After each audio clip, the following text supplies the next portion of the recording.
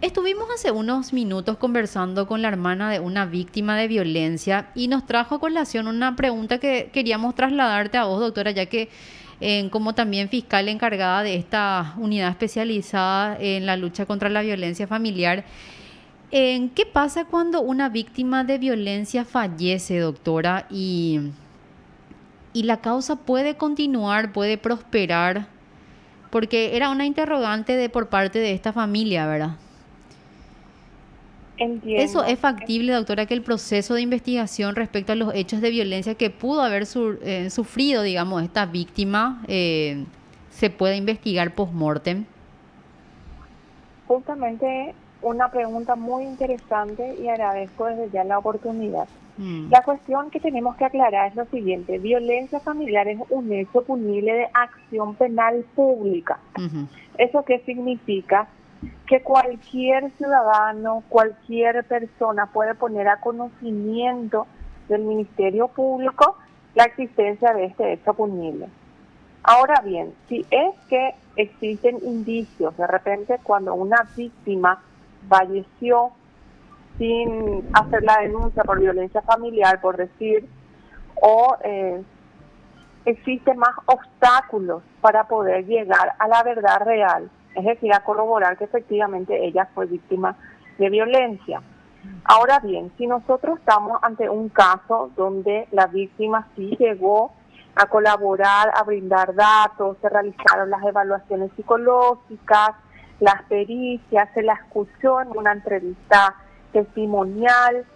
Actualmente tengo un caso en la cual una persona adulta mayor fue víctima de su hija. mm, Esta persona ya adulta mayor tenía varias enfermedades. Llegó a entrevistarse con la psicóloga, se realizó el estudio socioambiental y se llegó a realizar el anticipo jurisdiccional de prueba del testimonio.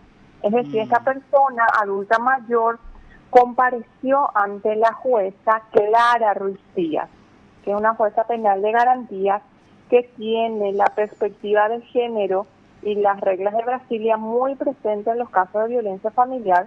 También tengo varios jueces penales de garantías que tienen este mismo criterio.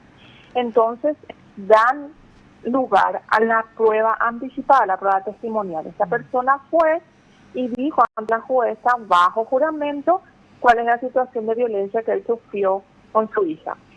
Hoy estamos a las puertas de una preliminar.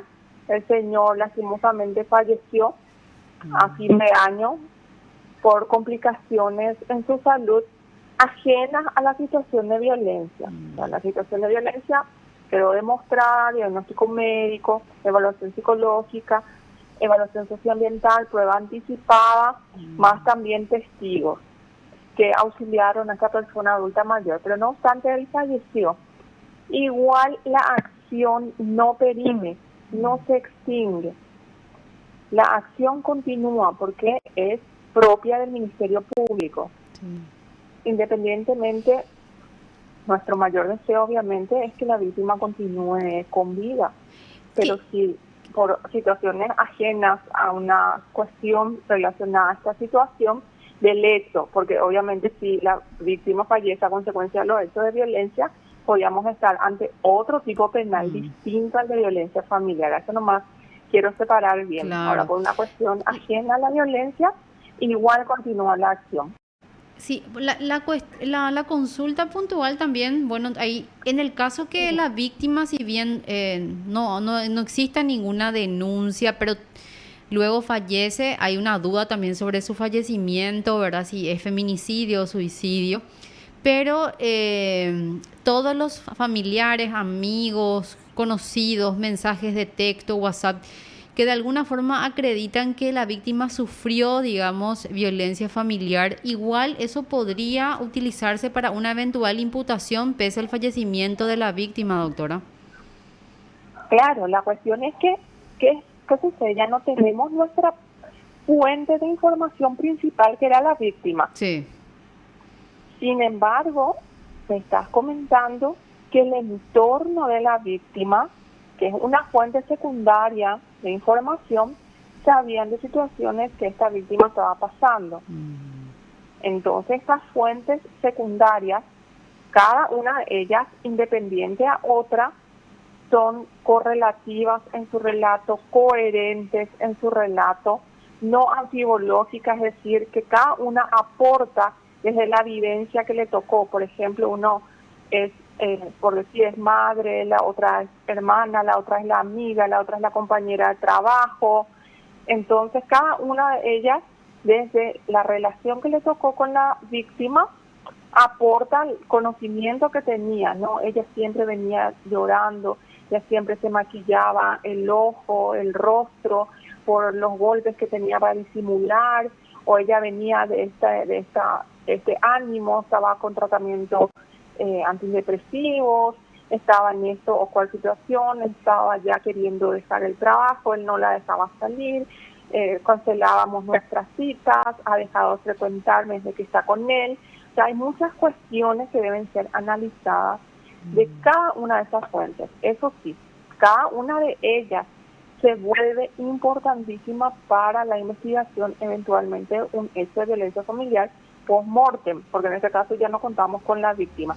No obstante, igual la acción puede continuar y sí se va a necesitar de analizar todo el contexto, el historial de la víctima, de manera que se pueda saber si efectivamente con un grado de sospecha primero para una formulación de imputación y un grado de certeza posterior para una acusación y eventual juicio oral y público.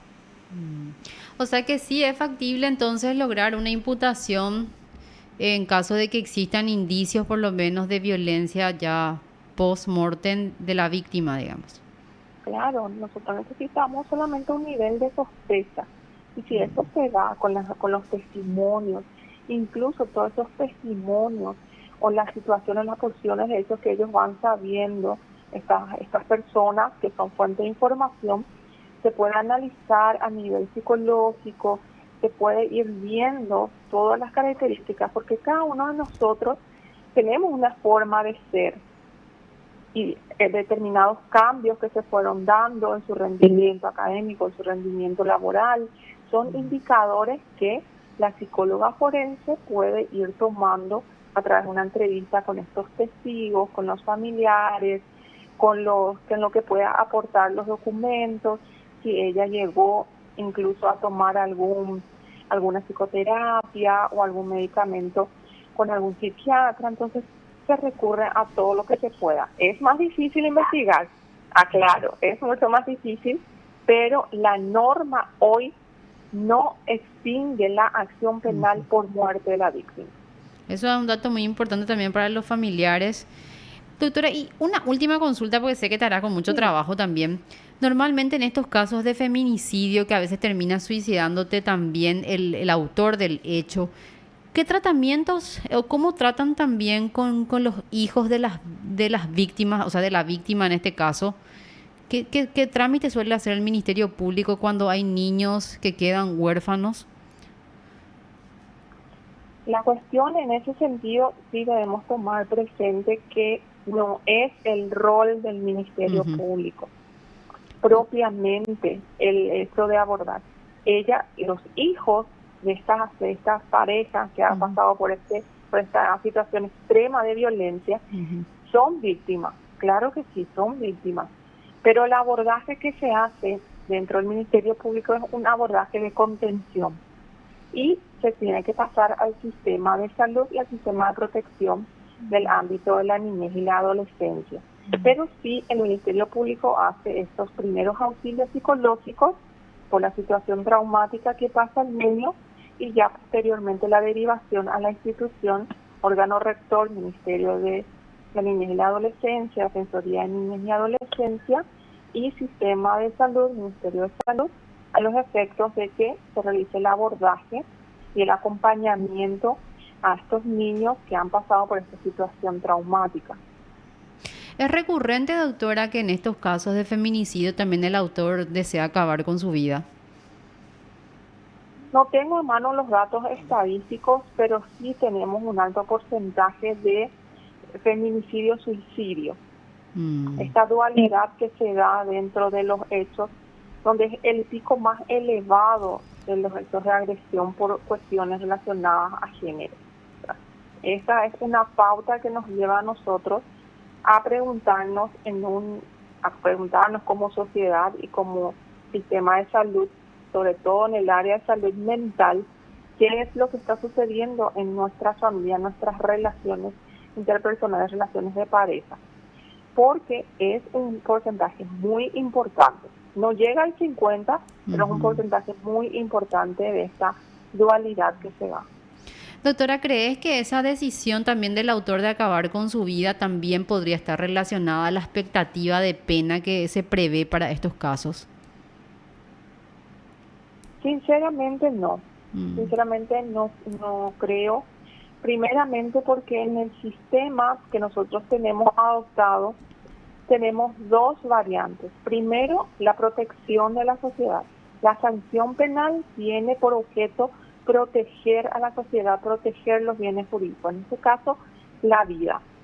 Porque el feminicidio protege un bien jurídico, la vida, el bien jurídico vida. Ahora bien, cuando miramos nosotros de la función resocializadora que tiene que tener la sanción penal, tenemos 30 años que se ve como tiempo estimado para la resocialización de esa persona, el autor en el momento de realizar el hecho no se pregunta hasta cuántos años está, a cuántos años se sanciona. Lo que se pregunta es, ¿a mí me van a agarrar o no? ¿Me van a poder atrapar o no? Puede estar sancionado un hecho punible a 100 años incluso, pero el grado en que él mismo ve como concreto la persecución penal, ahora bien, si él menciona, no, a mí no me van a atrapar porque antes voy a hacer esto, voy a hacer aquello, pero más que nada en las situaciones de feminicidio, la decisión del suicidio se da porque él ya no puede ejercer esa relación de poder que ejercía contra la víctima, porque él encontraba su razón de vivir en el sometimiento a la víctima. Entonces, al terminar él con el sometimiento a la víctima, matando a la víctima, él tampoco encuentra sentido a su vida, porque termina el objeto al cual él sometía, por llamar de alguna manera, en esta relación, porque entendamos que aquí se da una cuestión de codependencia. Entonces él termina suicidándose. No tengo una cifra así exacta, pero en la investigación que en su momento realicé para la cooperación técnica alemana, nosotros nos habíamos preguntado si los marcos penales altos tienen un efecto preventivo general en la víctima, positivo, negativo, y la conclusión fue que no, sino que tiene que ser el grado en que la persona ve que lo van a procesar, que lo van a atrapar, que lo van a someter a proceso. Doctora, yo sé que una última consulta también. ¿Es posible que una persona que fue, una persona violenta se reinserte o pueda cambiar su conducta? Sí, es posible porque tiene que darse ahí una función de reeducación. El artículo 34 de la ley 5.777/16, que tiene un enfoque integral de protección contra toda forma de violencia hacia la mujer, incorpora también la visión de reeducación de la persona agresora.